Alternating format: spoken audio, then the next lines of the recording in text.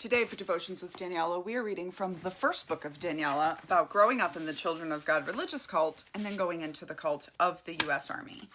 I am deployed to Afghanistan. This is a chapter called Take One for the Team. I'm a captain. I'm the senior intelligence officer for a battalion of helicopters. And the private who works for me, the 19-year-old married female private who works for me, has come to me to tell me that one of the pilots has been messaging her and she's uncomfortable and she doesn't know what she's going to do. So I'm trying to counsel her. "You're right," I said. I could hear my voice shake. "He is an important officer in this unit, and you are a private." I took a deep breath, wanting to make promises, but unsure of which ones I could keep. "But believe me when I say this, I will protect you. I'm an important officer in this unit too, and you work for me." What if he claims that he was just trying to be friends?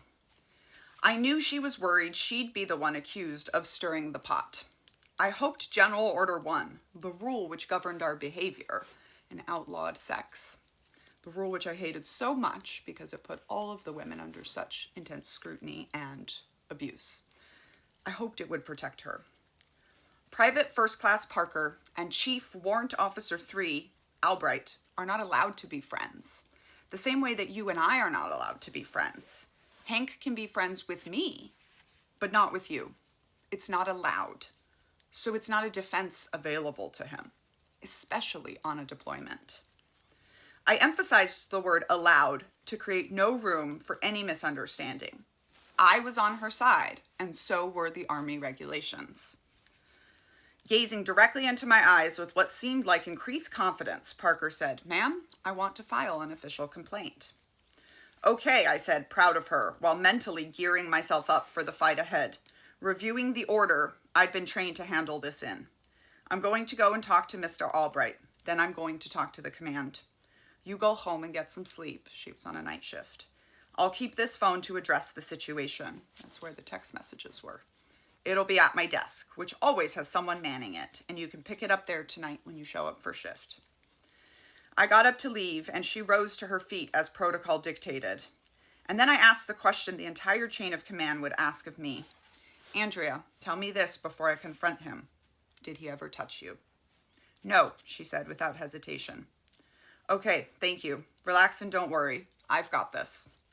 I was confident I did, in fact, have it under control. 8 hours later, I was ushered into a shitstorm. I'd gone immediately to the room where the Chinook pilots planned their missions. It felt weird to me to be basically back-channeling, going to the source of the harassment to tell him to stop, instead of going to the headquarters commander or Lieutenant Colonel Halter or anyone else in the chain of command. But that was the protocol, what every class on the topic told us to do, and what the victim had requested. I asked Mr. Young to give us the room. Why did it have to be his friend? I thought to myself. Once we were alone, though I was careful to leave a door open so I wouldn't be breaking General Order 1 by being in a room with someone of the opposite sex, I told Mr. Albright, with whom I had a professional and friendly relationship, in no uncertain terms that he was forbidden from having any kind of non-work related conversation with Private First Class Parker. His response came as I'd expected. He was just trying to be friendly with a lonely girl, that he had a daughter nearly her age, so he couldn't be the bad guy. He was just being fatherly. "Hank, you're allowed to be friends with me. We're both officers. You are not allowed to be friends with her. No matter your intentions, you need to drop this now," I remember saying. He agreed, he apologized, and I left the room. I spent the rest of the morning in between my work duties talking to other women, our HR officer, our doctor, and a few others who I knew had some stories and insights into Mr. Albright's personality. He'd been talked about, it turned out, at the lower levels. The creepy uncle, be careful. I was pretty sure it was a cut and dried case, and I knew that by Parker's evening shift, she'd talk to the command, make her complaint. Then, at lunch, I received a phone call from the headquarters commander, his voice full of anger.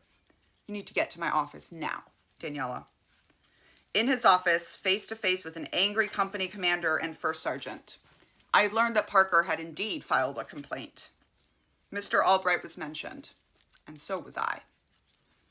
Private First Class Parker claims that she came to you with a complaint of harassment, he said, and that you confiscated her cell phone and then tried to dissuade her from filing a formal complaint.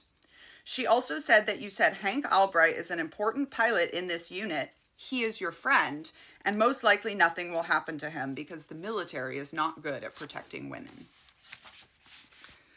I raised my hands to my face, rubbing them briskly over my eyes and cheeks, as if trying to wake myself from a bad dream. Everything I'd said and done had been taken out of context. I spent the next hour carefully explaining my words to the best of my recollection, even showing them my journal entries from that day, a book I carried with me constantly, needing somewhere to sort out my thoughts in this environment where I wasn't professionally allowed to have friends. I'd written down some notes after I'd spoken with Parker and after I told Mr. Albright to back off.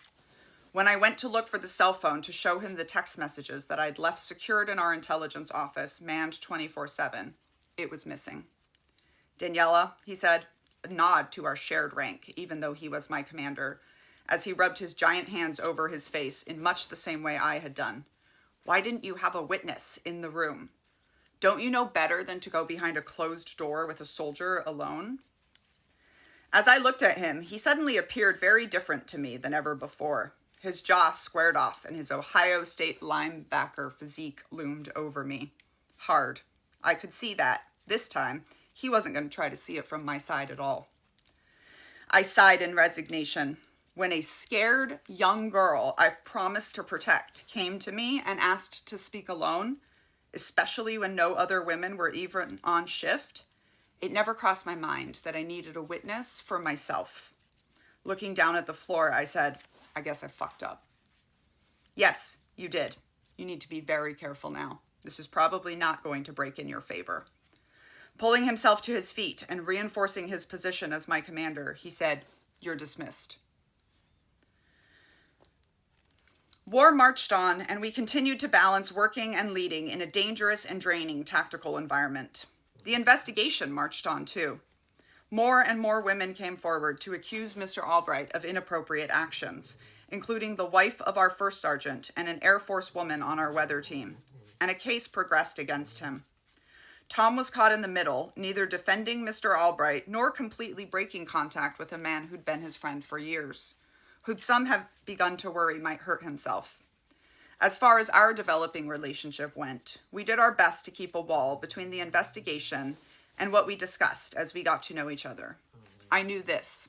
I was under scrutiny, and he could be forced to testify against me. I tried to protect him from knowing too much. In the months that followed, Private Parker continued to struggle at work.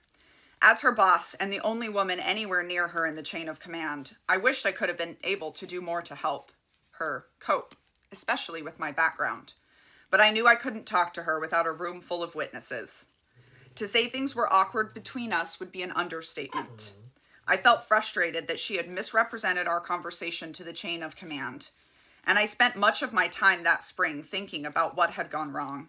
How scared and lonely she must have felt to lash out like that. I remembered how much I had hated the Army labels for women on my first deployment. How she might have been wrestling with being married, but seen as the slut, because Army culture always blamed women for being the objects of harassment, but not the men harassing them. I tried to help in the public ways I could. We moved her to the day shift so she'd be able to meet with her lawyers.